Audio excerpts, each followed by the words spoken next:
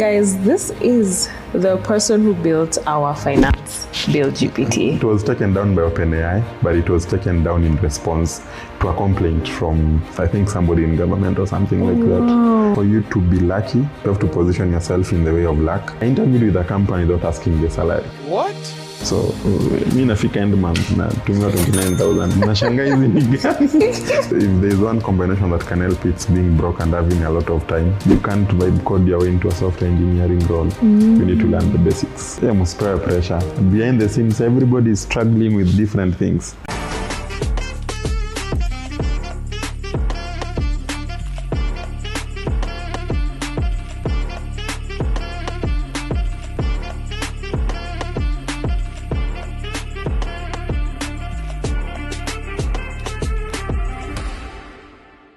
Mr. Kelvin. Hello, hi. Karibu sana. Thank you. To the Young Techiez show. Kuna mtu hapa anataka umsalimie. Huyu kijana. Oh my God. This was a very long time ago. Yeah. Yeah, but it's growth. Oh my goodness. How does one young small boy like you get in Kapsabet boys get to a point where you have an abundance of opportunities and an abundance of, dare I say, money? Money is it's relative. Money is relative. I don't think I have an abundance, but in terms of opportunities, I think especially in tech there are a lot of opportunities. It's just that also at the same time there are a lot of people in tech, but there are very few people who are really good at what they do. Like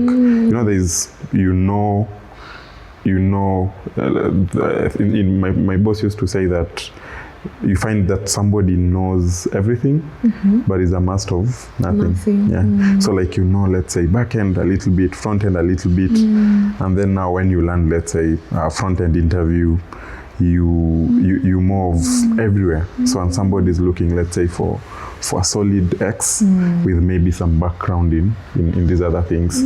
So so there are a lot of opportunities, and I think it's also luck. You just have to be at the right time, at the right place, meeting the right people. Yeah. Okay. How important is that focus, that specialization on one thing?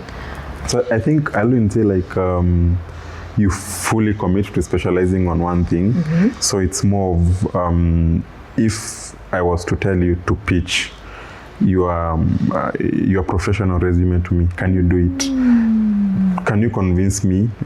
Like let's say if I'm looking for a certain position, can you convince me within 2 minutes of your skills there? Then now when you now land the opportunity, now is where you are more of I think, for instance, for me, I'm primarily a front-end engineer, but I also do back-end. But whenever I'm speaking to anybody, my solid foundation is on front-end. So, and then I'm like, but I can work well with back-end engineers. I've done some back-end things. This is what I can do. So that focus really just helps you pin you down to like one thing that you're extremely good at. Then now these other ones, they're more of pluses that now make you a very good fit for any role. Yeah. Brilliant. You said luck has played a big role. Yeah. Mtu mwenye ana watch say, how do I increase my luck? How do you increase? Yeah. So there's a quote that for you to be lucky, something like that, you have to position yourself in the way of luck. So I think within this context, it's basically, you might find that let's say you're learning about something, really working hard, but you are not seeing any fruits right now. But what you're really doing is you're more of laying a foundation. When opportunities come, somebody will just have a conversation with you and you will know that this guy, like for instance, this guy is just fit enough for me to proceed to the next stage. So you will find, let's say you're working on a lot of projects. Another example, you're working, let's say, on a lot of personal projects. But what you're doing is really, again, positioning yourself in the way of luck. Because if somebody was to, let's say, take a group of people and he wants to pick one person from there, then what can speak is your projects. So for you might think that you are lucky, but it's really the hard work that you did that put you in that place of being lucky when some of these opportunities come around. Yeah. When you were in campus, you applied for Andela. Yeah. Ulijuaje mambo ya Andela during such a time? During such a time, yeah, I know. So I was in my first semester.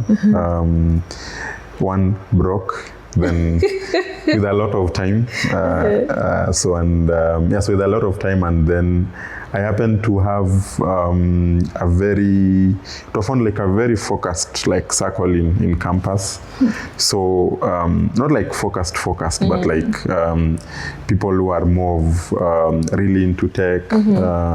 So and my experience, I think for instance, at one time when I think it was around the third week, I was strolling home with this friend of mine, and I couldn't understand why there's a difference between Git and GitHub. Like, they are literally the same. They have the same name. What do you mean? What do you mean there's a difference? So we had like a 40 minutes discussion of him trying to make me understand what this is and all that. And I think through those interactions, one, that is what really got me interested into more of pursuing software engineering. But also, so again, a lot of time. So when I was in JQuat, I think if there's one combination that can help, it's being broke and having a lot of time to do something productive, or you can also do other stuff. So I happened to, I don't know that this will get me in trouble with Udemy, but I happened to torrent a lot of Udemy courses. I never paid for any back when, but now I pay for them. So, but I used to torrent a lot of Udemy courses. My first interest was, how do you build a website? Then I went from there, and I was like, now the next thing is, how do I make this interactive? Then I built like a game with JavaScript and all that. And then during that time, Andela did its campus tour in JQuat. So I attended, and I was interested. So I think when I went for the first time, it was just to explore. So I did it 2 times because I had completely no background in tech before. So I think the first one was really to learn about the process, to learn about what do people do in this software engineering thing. Then now, once I understood the assignment, just went and sat down and really read and built projects, and then applied the next time, and I got in. So I think it was really, again, being at the right time with the right people, but also more of, I think also the environment helped me a lot, because for me, I was admitted to Taita Taveta University, but when I researched, I was like, hey, kuna vile nasoma ushago tena. So I need to study somewhere around Thika Road. Okay. Yeah. It seems to me that your efforts were leaning in the right direction. Did you have an idea that tech, this could be my path of success? Ama ulikuwa tu nayo? No, I was just doing it. Like, for me, I was really, at that time, I was really more interested in solving problems that were in my head. Like, for instance, I have worked on this application. I need to store data somewhere, so I need to learn about databases. So I had to go sit somewhere, learn about databases, learn about, like, for instance, Flask, which was the first thing that I interacted with. And yeah, so it was more of having people that, so we are like a cycle of like 10 friends, and all of us got into Andela back then. So that group really moved. There were a lot of people that were way advanced, that you could ask, and then you'll just go. They point you at the right direction, and then you just go, and now you learn by yourself. And then you build stuff. But I think as I was doing that, it more built the foundations of what I can do today. Yeah. Interesting. You know, Kelvin, your time and the time right now, they feel quite different, because then you are led by interest. It's just interest and curiosity. But someone right now, starting in tech right now, there's a lot of factors at play. There is, oh my God, now venye X and Y is living, I want to live that life. How important is interest in tech for you to succeed? First, you must be interested, because then it makes it easier for you to learn anything. Like once you have interest, if you I think back in 2019, people who've been doing this long enough can remember that there are people that we did self-driving nano degrees from Udacity, and I don't know what so it's more of really, we were really interested in like learning how do these self-driving things work, without necessarily understanding where we'll apply them, because if you look at the Kenyan car market, you definitely needed to export your labor somewhere for you. But I think it's more of so one, interest really helps you even uncover paths that you could never have thought of, that you could pursue, because once you focused on, let's say if you focused on I want to do what person X is doing, you will just do what you think he's doing. But behind the scenes, maybe this guy is working on other stuff that are actually more successful than what you know. So you end up really not following and like not like defining your own path. So I think I'll say one is pressure. Pressure is everywhere. So if you feel like you want to be like, let's say, person X, look at that as really as motivation. Then now from there, what can you do to build now your own brand? So you're motivated, let's say, by a certain person, but you need your own identity of what you do. So what lessons can you take from him for you to be able to build your own brand? Then I think also another thing is another important thing is money. So in tech, money will come. So once you, I think in the initial phases, I've worked with a lot of founders that tell me, hey, don't bring me a junior. Most people are scared, almost non-business people. They have a belief that mid-level and like senior engineers can churn stuff really fast. So I need to work with these guys. But the thing is, so you'll find that when you apply for a lot of positions, sometimes you'll get a lot of rejections. I can show you my email. That was even me back then. But the thing is, once you get that one opportunity, there is somebody that I was telling, so that was interning with me. So I was telling her that once you get that one opportunity to break into tech, that is basically going to be how you handle that first role. Is kind of what really, in most cases, 50% decides how like your journey is going to be. So I think when you start, there won't be like, let's say you get a role that you paid 800,000 or something like that. So you'll get a lot of 30,000, 40,000 offers, but then you will easily transition to like more salary, because now you have more value to offer. People see, once you built that initial background, now people start to see the value that you can bring into their products that they're building, that can equate to basically more of them paying you more. Yeah. Interesting.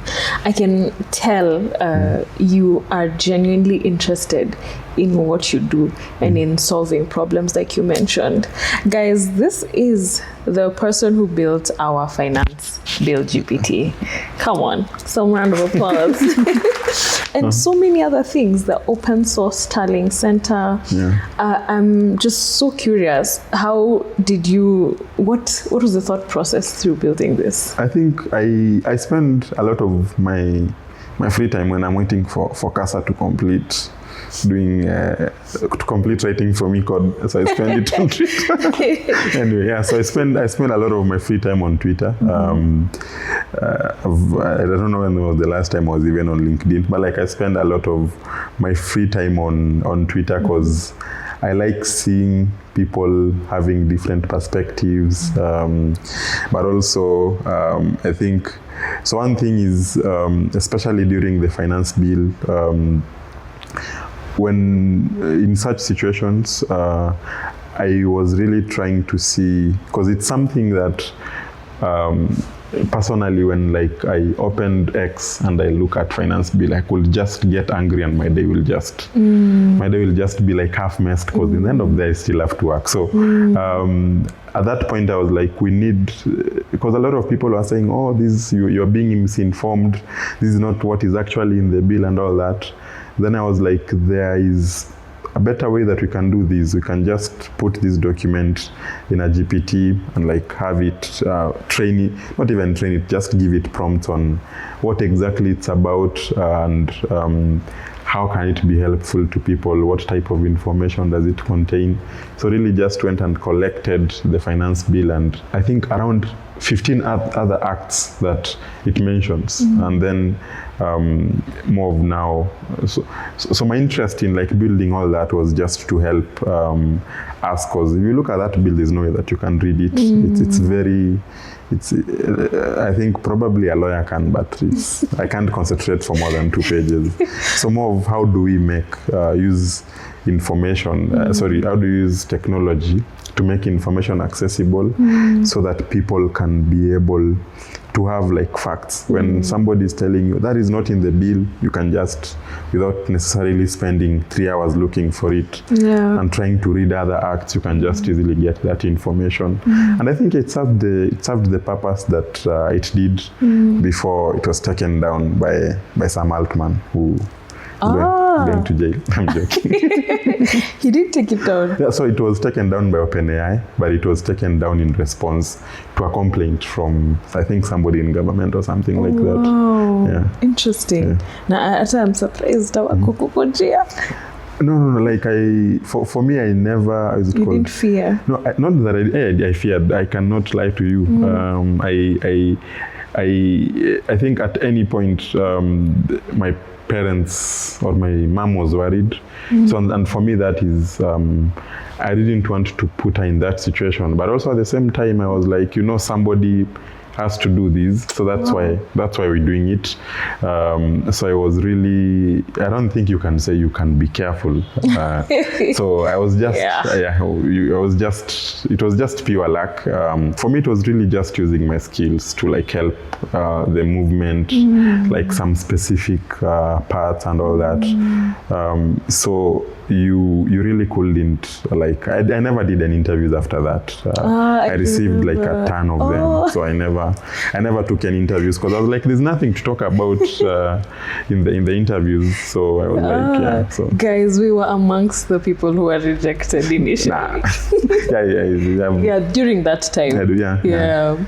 Okay, you were recognized by HRF, Human Rights Foundation, as a civic technologist, and we also just want to appreciate that work that you do, because you are not only retweeting kama sisi wengine, you actually took your time to build something for the collective. So tunashukuru sana, and we have a little gift to thank you. Yes. Have you received flowers? Never. Really? Never. Konini. I don't even know how to react. We must change that. Okay. Kelvin. Thank you. Flowers. Oh, thank you. Thank you very much. I appreciate it. Petali.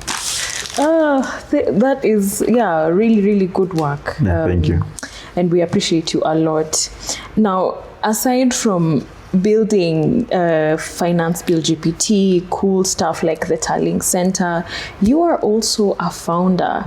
Kelvin, you are a busy man. The founder of Sankara Labs, Afrikanest, while you still work 9 to 5. And other consultancies. How do you handle all of these responsibilities, your time? Because like me, I'm also a founder who works a 9 to 5, and so many people also want to build stuff. So how do you manage? I think one is other than tennis, I have no other hobbies, and playing PlayStation. So you'll find that one thing is I never go for things that I know I'm going to really like struggle. Like for instance, if I know that I'm unqualified, not unqualified, I've not, let's say, mastered Haskell, for instance. So for me to pick up something, I'll first have to really learn it and then start doing something around it once I get comfortable. So it's really just one is taking, is it what you can bite or what you can chew? Something like that, yeah. So then also another thing is consistency. So I have a lot of time. I work from home, so I have a lot of time. Really? And also another thing, I'm very good at what I do, to be honest. So most of the time, like for instance, if let's say I'm building, let's say maybe an app or something like that, can probably do it in a week or something instead of spreading it in like 6 months or something. So once I have the designs and I have the backend and everything, in most cases, because I've said that I mostly work on projects that I'm very sure that it's something that I can do well, right? Then another thing now from there, it makes it way easier for me to finish them and all that. So with Sankara Labs and Afrikanest, maybe you can take us through a typical day in your life as a founder and also working a 9 to 5. So I think as a founder I scope what I want to work on quarterly. So I say, because like for instance, right now, I have like 3 customers that I'm using to help me build the product that I want, because of how fragmented and everybody has his own solution. Like for instance, for Afrikanest, that works very different. I have no real estate experience. So in most cases, so right now I'm working with like 3 agencies that I think manage around 40 properties or something like that to really get a lot of feedback. So I scope a lot of what I want to do earlier, and then I spread it over time. And then now I just ensure that I stay on course with whatever I decide. If let's say this week I've decided that I want to work on X, I have to find the time to complete it, even if I'm busy. So I think for Sankara Labs, that one I started it the other day. So right now I have like around 4 people in my team. So its idea is to just connect, because I think over the time that I've worked, I've built a lot of connections, especially outside Kenya. So each time somebody just calls me and is like, I need somebody to do front end, but I need somebody to help me with XYZ or something like that. But then now, the other bit is that he doesn't want to handle the legal side of it, of like, because most of them want it to be, they want to pay taxes in their country or something like that. So they want a contract and all that. So it's really making that easier. But at the same time, when somebody asks you for a referral or something like that, you're kind of, in a way, even if you're not, you're kind of responsible for the quality of referral that he gets. So just mostly maintaining that whole experience and like just being, so that's what made me think of it as something that I can pursue, so to really connect people with opportunities. What are the most asked for roles at Sankara Labs right now that you're seeing? Mostly I've worked as a front-end engineer, but one thing is I think it's a very strong opinion that I might be wrong about. So I have a tendency to have strong opinions that can sometimes be wrong. But I feel like especially within the front end space, there is a lot of opportunities that, because like for instance, if you look at the current stage of AI, and you try to just look at, let's say you want to let's say learn about AI, right? So you're starting from scratch and all that, and you need companies to internet that you can really build like cool stuff.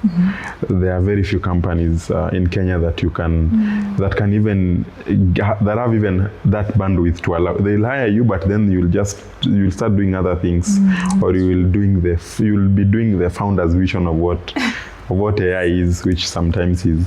So you find that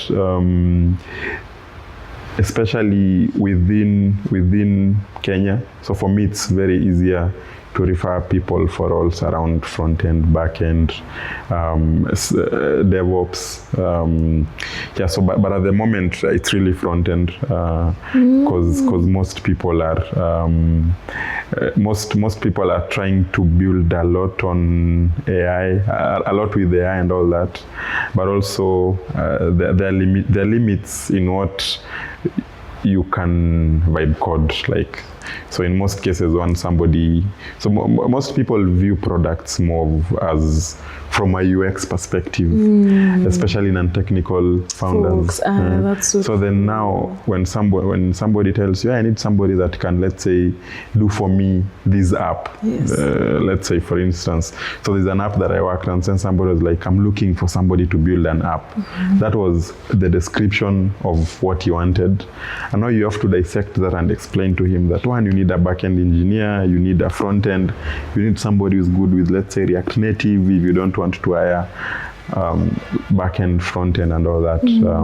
But it started with like bringing in a good app developer, React Native, and then from there another back-end guy and all that. But the most going role at the moment is front-end. Very interesting. Those are someone who made a hypothesis that full stack roles will be more popular because founders just want one person who can do both things. What do you think about that hypothesis? I think it's true. It's true, but again, back to what I said, you just have to ensure that you are extremely good at it, because in my experience, I found most people who are saying they're full stack, they're just back-end engineers who've done a little bit of, anyway, I'm joking. So, but but the thing is, even if you say that you're full stack, you'll find that people are always biased towards one side. Like, I'm full stack, but then you back-end heavy or something like that. So it's really a matter of, yes, full stack hires or full stack roles will be are definitely available, but you have to be extremely good at it. Because like to give you an idea, there's a time, I hope he's not watching, but there's a time that worked with a full stack engineer before like 2 years or something ago. Then so you are supposed to, something happened, so you wrote a cron job that is supposed to, let's say, go in, update names so that you can use a production database as a test database, but then you forgot and deployed that function to production. So when users were logging in, you'll find yourself with a very funny name, and now we had to do a rollback. Yes. But we didn't confirm the last time that we did a backup, which was like, I think 5 days ago, something like that. So when we when we did a backup, we lost 5 days worth of data, and we didn't take the state of the database at that point. So those are some of the things that I think, like, there are things that you need to very minor things that you need to be really good. So databases, backend and all that. So it's possible, but for me, I'll still usually say more of like sell yourself as like somebody who can, let's say, really do one amazing thing, but then I have this combination of other things that I can be able to do. Kuna mtu anawatch na pia yeye alibant, alifanya makosa kama hiyo yako. So how did you respond to that? One is accept responsibility. You like, hey, you messed up. So that is the first thing that happens. But I think the most important thing is how, because it's really a learning kind of thing for both. Because at that point, then if somebody is non-technical understands the importance of, or when you tell somebody that, hey, you're paying $100 to do backups on a weekly basis, it's like, I don't need to do that. And I have, so it's really more of a learning lesson for both the developer and the business owner to understand some, but also another thing is how, now that should shape you in terms of even how you handle other things. So how you think of the different environments that you're working with. And I'm actually the one who did the 5 days backup. I didn't confirm that the data was backed up from yesterday. I just was like, hey, okay, backup. And then I did like, I had just like duplicating the entire database with data. So at that point, one thing that, for instance, I learned was that you need to be very careful, especially when dealing with customers. Customers in this case, let's say clients that you're working with. So whenever you do something, just ensure that you fully focus. At that point, your mind is there. Then also another thing is now from there, the lessons that you learn are the most important thing. So of course, you learn in that scenario, you learn the importance of doing backups on a daily basis. You learn like the minor details really matter. Like for instance, branch protection rules on GitHub, ensuring that nobody can just push to production is an example. You learn the importance of having different environments. I think we've all been in situations where you test from prod as a customer. Yes. So you like building something, you connect to the production database, but as a customer, that is what you use to, that is how you test. So it doesn't seem very significant till one day that you decide that you have 3 customers and you need all of them to place orders at the same time to see maybe something. Then you forget to something, and then now all your customers, let's say, have orders or something like that, or you accidentally send out push notifications when, let's say, you're testing push notifications. So you learn that those minor things are very, very important. Would you say that was your biggest fudge up, or what was the biggest fudge up in your career? In my career, makosa yenye you're like, wow, hapa nilibant sana. I think it's actually that. I don't think and I also didn't see it that way. I recovered all the data from Xpanel. So, but then you have to go. It was a very interesting. Didn't sleep for like two days. You have to go to Mixpanel, look for an event. I don't know that you know what. Yeah, I know. You know Mixpanel, right? Yeah, so look for an event. You look for the data. You try to look for how can I find this customer in the database, and then now you realize, because it was an application and links are based on IDs, which happen to be numeric, the links that you shared with customers are no longer working. So you need to again think of how do you go. So it was, I think it was, for me, it was a very interesting, more of, Okay. So I read some of your blogs, and you talked about the boot camp in Andela being very hard. When you reflect on your entire journey, what season would you say was the toughest season for you? The toughest was, I think for me the toughest was when I was learning, I'll say, because I didn't have like a lot of mentors, like people. So most of the time, let me see. Yeah, I didn't really have a lot of mentors to look up to or something like that. So in most cases, that's why I don't know that you know Angular Kenya, the one with Wayne. We founded that with Wayne. So I did Angular, I did React, I did a lot of things, like just trying to see anything cool, I could just be like, that is the next thing. Let's go do it. So I didn't really have that one person to tell me that, hey, you first need to focus. Remember, you're a junior engineer. Nobody's going to be, in most cases, interested on how versatile you are. Junior roles mostly tend to be very domain specific or something like that. So I think that is the area that I struggled most, but it also, after some time, I started to get the gist of it, especially after attending a lot of interviews. I think I'll tell people that even if you are not openly pursuing a role or something like that, if you see, let's say, something that you're interested in, apply, go through the process. It kind of just keeps you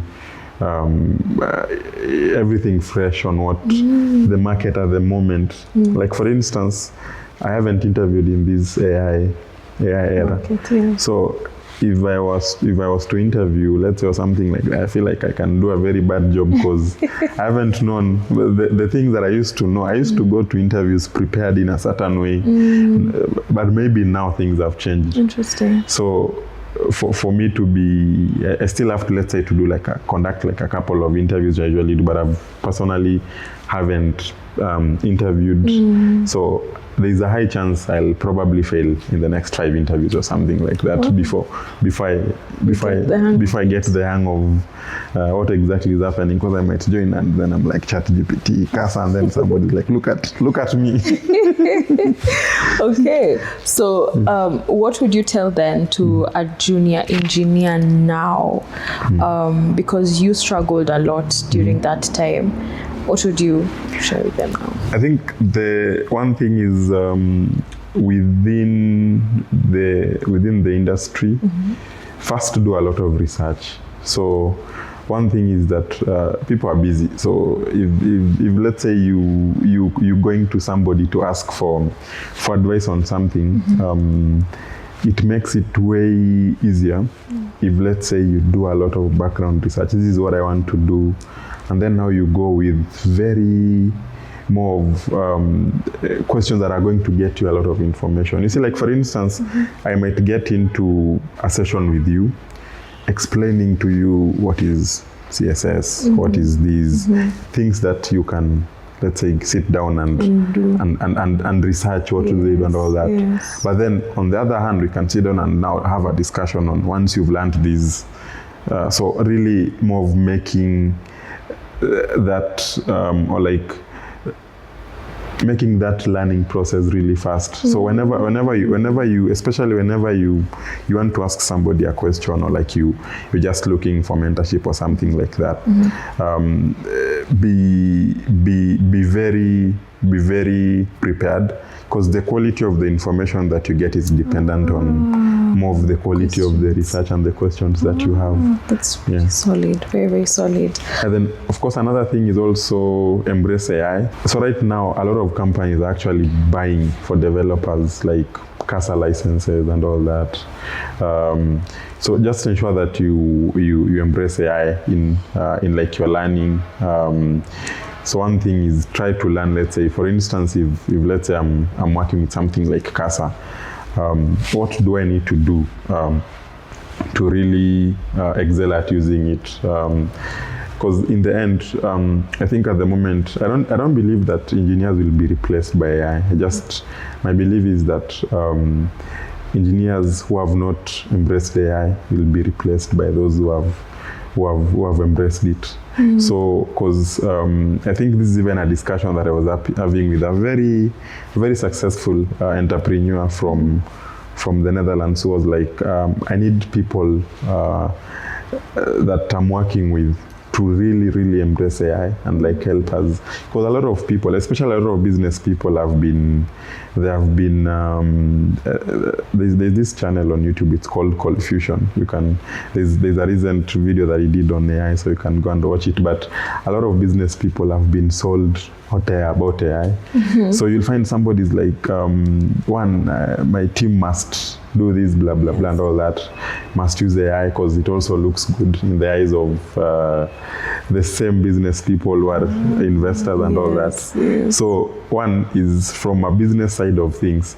The business wants you to use AI, but also at the same time, as a developer, it makes you more productive. So the earlier you embrace it and learn to use it, the better.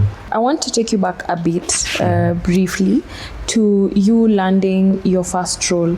How have you landed your jobs? Because that's a question a lot of young people ask. How did you get your jobs? Did you apply? Were you referred? Take us through just briefly. For most of the jobs, I've actually been referred. The last time I did an interview was when I was joining Twiga. So I think in 2020 or something like that. So most of the time, the experience that people you work with have about you really matters a lot. Because then from there, so most of have been referred. Let me answer the question first. Then others have been more of LinkedIn. I know I'm not active on LinkedIn for very specific reasons. But another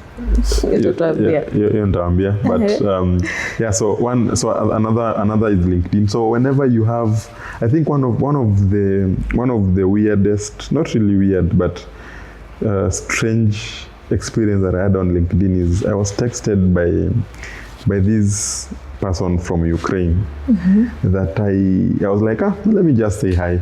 At all, at the end of the day, it doesn't really hurt. Then from there, it ended up being a discussion. Oh, we're looking for these. I was like, okay, this is maybe one of those scams that people talk about. But in the end, sent a Google Meet within 2-3 days. It's like, this is the contract and there's a project that you already need to. So whenever somebody reaches out on LinkedIn, I think even if it looks fishy, somebody is saying hi, just reply, be polite. But also another thing is LinkedIn jobs. So if you go, LinkedIn has a lot of, if you go to LinkedIn and you just put your location as worldwide, and then there are a lot of roles that you can get there, that you can apply to. And some people will have the courtesy of reaching out. I think, especially on LinkedIn, for every 50 jobs you apply, 5 companies will get back. So that is the rate of people getting back is relatively low. But the thing is, once you find that one person who is really interested in working with you on that platform, then that's basically that's it. Yeah. Then there's also another day that somebody just reached out to me and he was like, I've heard Kenya has very good developers. I want to work with some guys from there. Within 3 weeks or something like that, he actually flew into the country. We had coffee and then he set up like a company in Kenya because he wanted to hire developers and all that. And I think in the probably next events, once everything is final, the company itself is even interested in sponsoring tech events in Nairobi. So I think a lot of developers will get to learn about it. But within a couple of weeks or something like that, he had already hired, I think, around 3 people, something like that. So it's very important that when somebody says hi, you never know. Okay. Money. Let's talk about money. Your first salary. My first salary was 49,935. Hey, watu wanakula huko nje. 49, that was when but tukitoa taxes ilikuwa 38,000.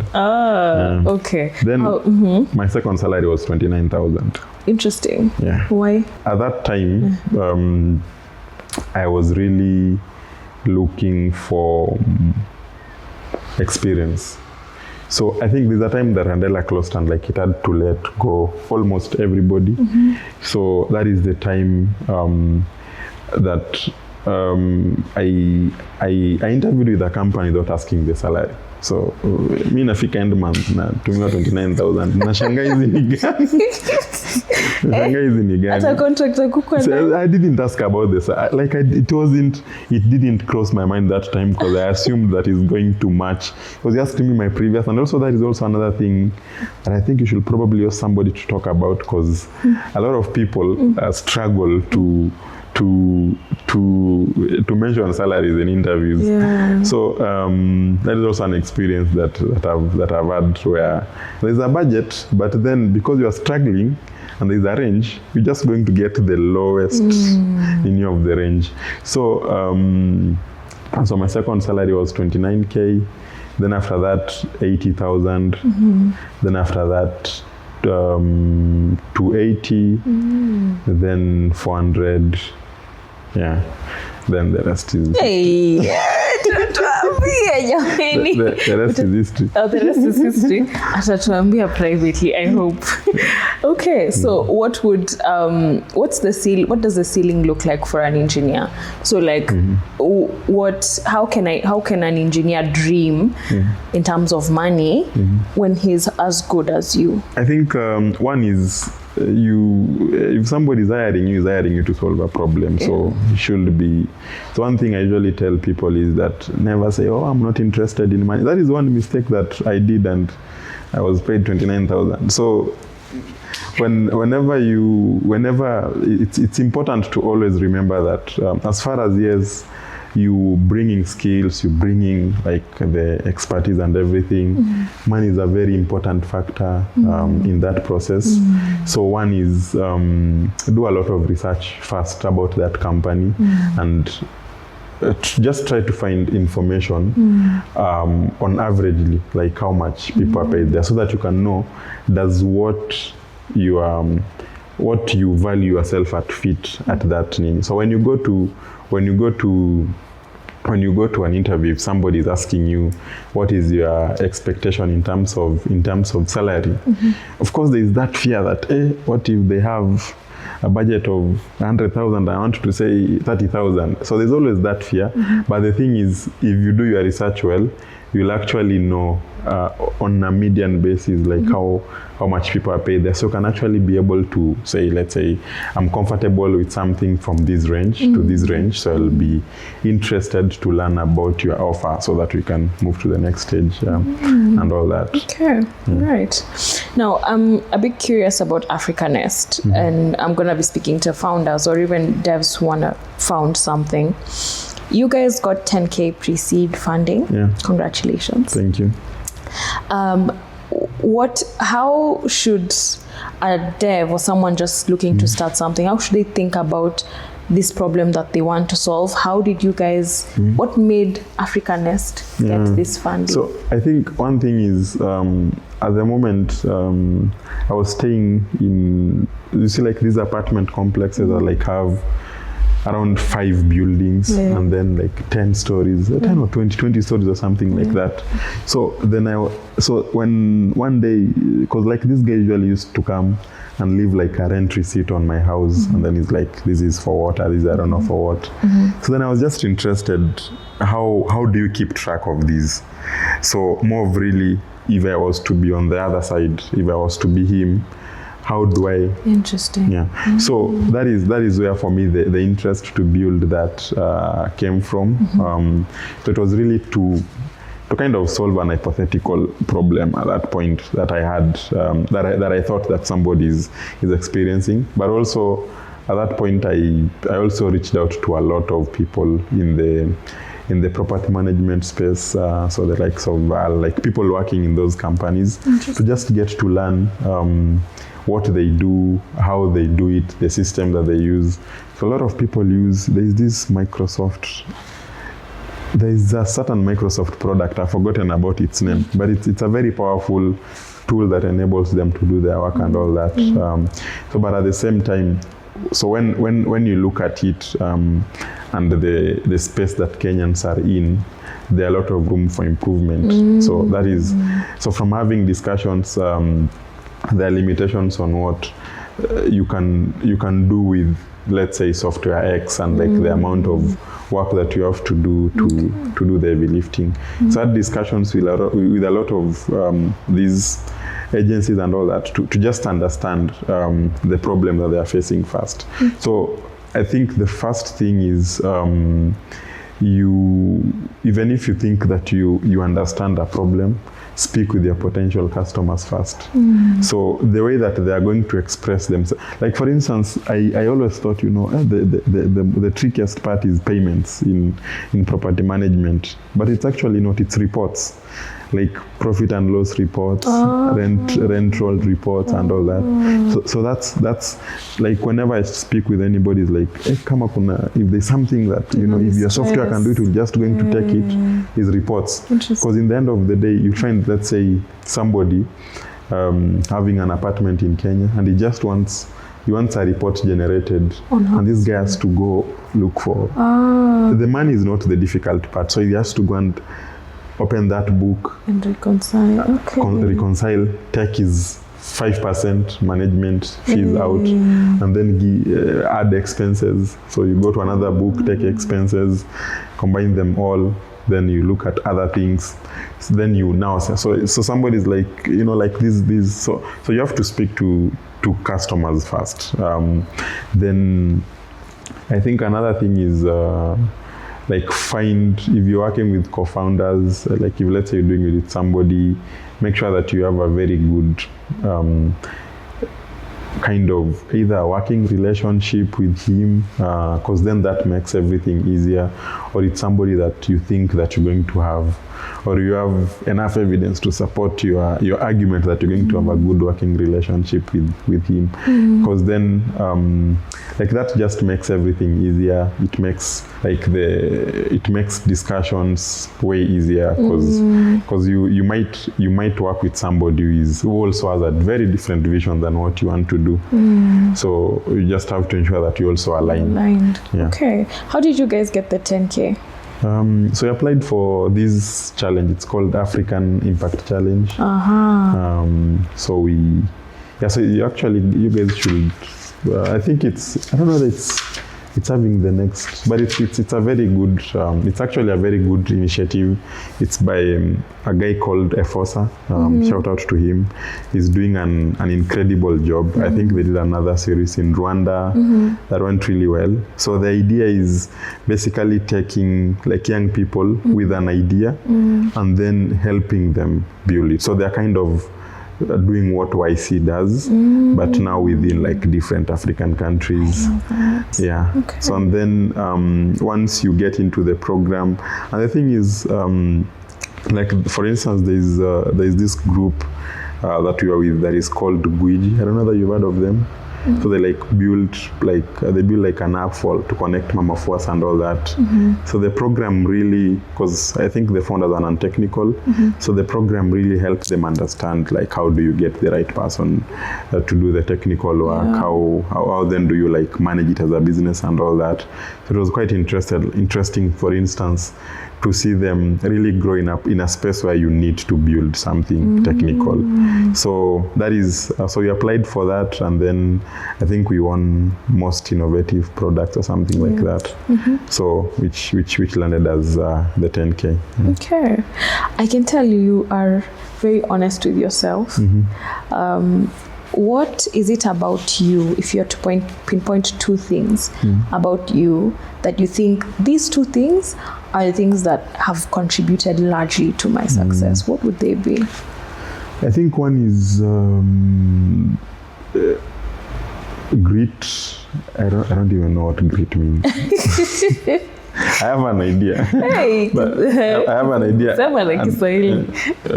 One is, I don't know what grit is in full, but I've seen it being used, and I think it's that one. But one is basically that consistency. So, for instance, for me, if I work with somebody on a project, I'll give it 100%.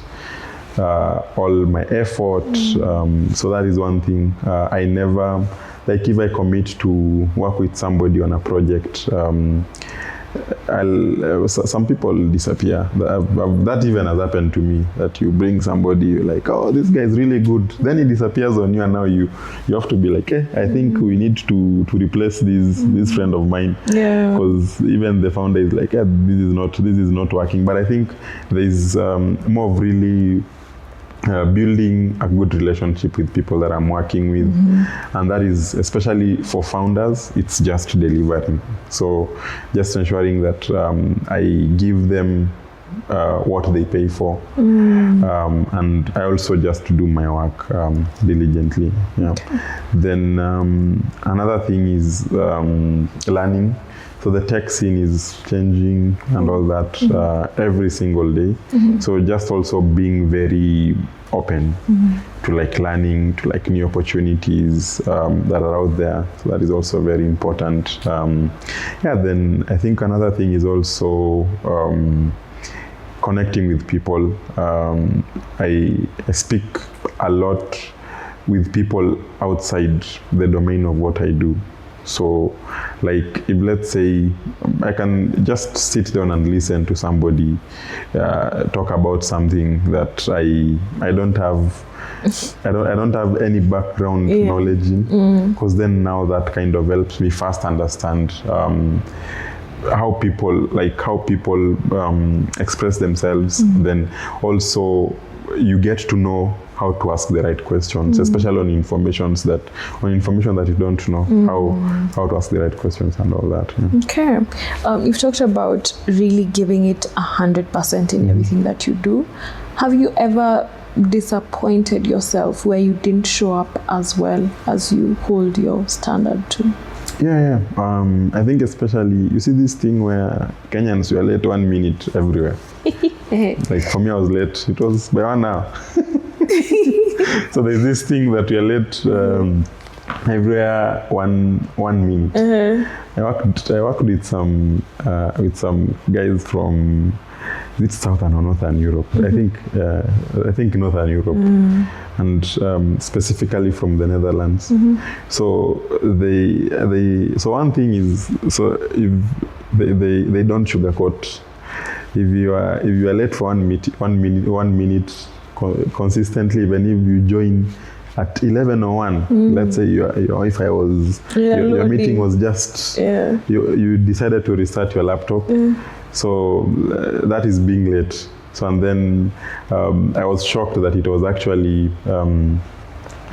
kind of, like it became like a very, because for me I was like, it's just 1 minute. Like it's, you guys are still, getting to know what you did yesterday, and how the weather is and all that, which I don't need to know, because our weather is perfectly fine.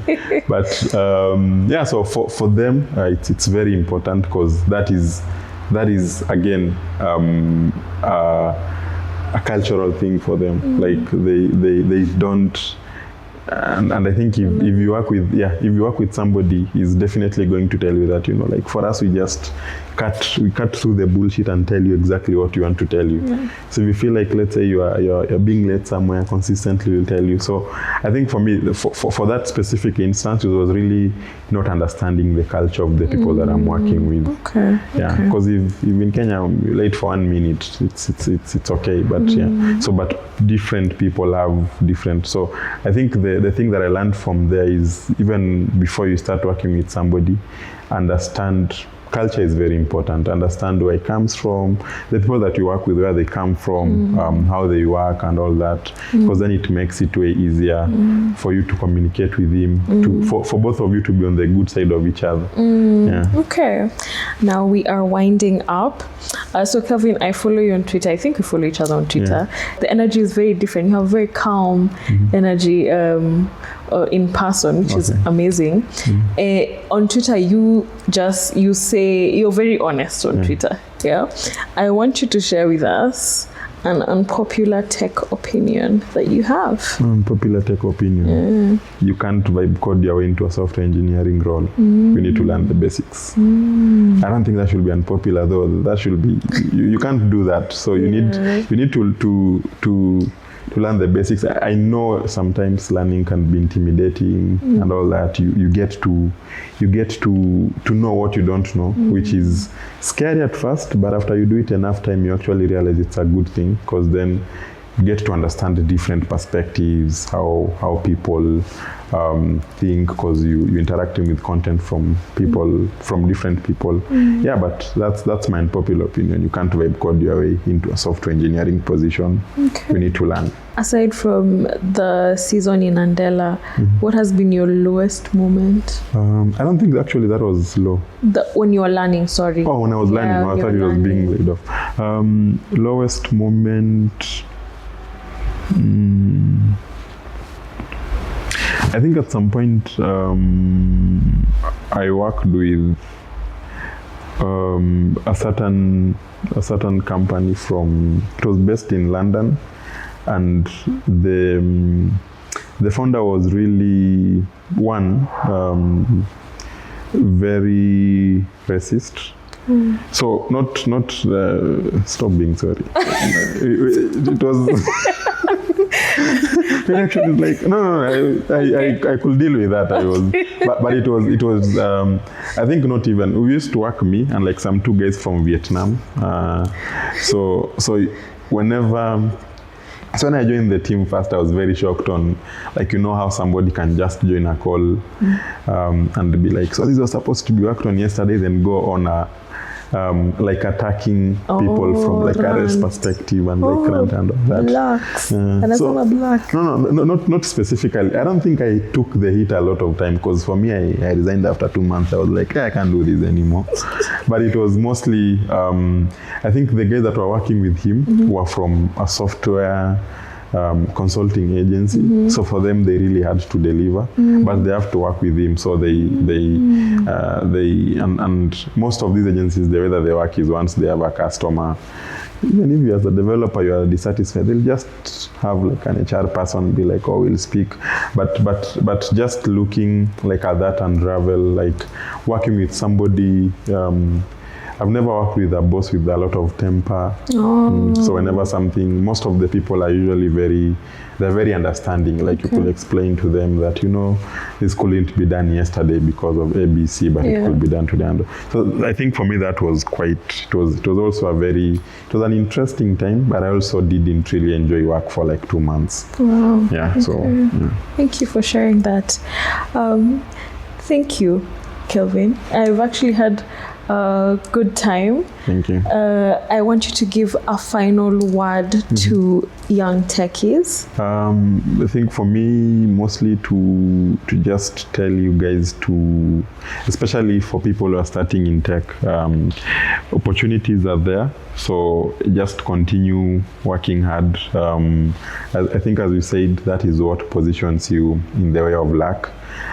Then another thing is, muspewe pressure. Behind the scenes, everybody is struggling with different things. So let's say you're struggling with learning about something. I'm also maybe struggling with learning about DevOps or something like that. So everybody has a very different struggle at any point in life. So if you're struggling with something, the way that you handle that is really what is going to more of shape how you handle setbacks and all that in your career. It's going to shape in the end the eventual person that will be in this industry. Yeah. So don't muspewe pressure at all. So just ensure that you remain consistent. You understand that learning is a journey, and you have to go through it step by step, and the most important thing is the basics. Just ensure that whenever you're learning something, you really grasp the basics. So if, let's say, you're learning front end, don't run straight to start and, let's say, do Next.js, for instance, or something like that. So just ensure first you understand the basics. You let's say understand the basics of responsive design, accessibility, what makes a good product and all that. Then now, when you combine now that with the technical things that you're going to learn, you find that you become a very good all-round developer. Keep that. Thank you so much, Kelvin. This was so fun. Yeah, it was amazing. Cut. We're out.